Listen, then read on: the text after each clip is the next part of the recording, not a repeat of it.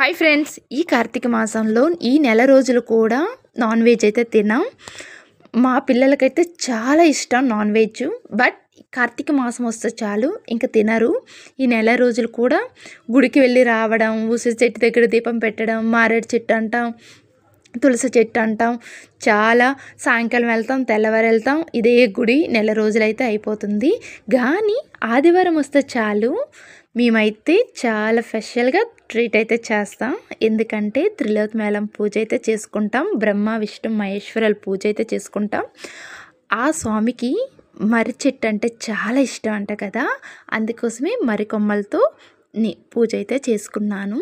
తర్వాత ఒక్కొక్కరికి ఒక్కొక్క ఆనవాయితీ అయితే ఉంటుంది. మా ఆనవాయితీ అయితే ప్రకారంగా అయితే నేనైతే చేసుకున్నాను.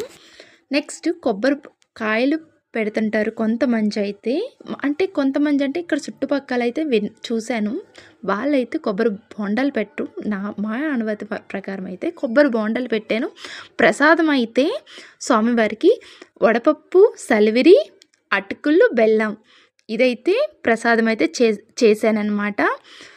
నేనైతే త్రిలోక్ మేళం పూజ అయితే ఇలాగే చేసుకున్నాను.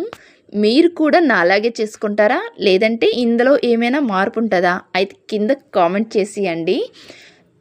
వీడియో అయితే ఎండింగ్ వరకు చూస్తాను. సబ్స్క్రైబర్ మాత్రం కొట్టట్లేదు, ప్లీజ్ అప్పా సబ్స్క్రైబర్ చేసుకోండి.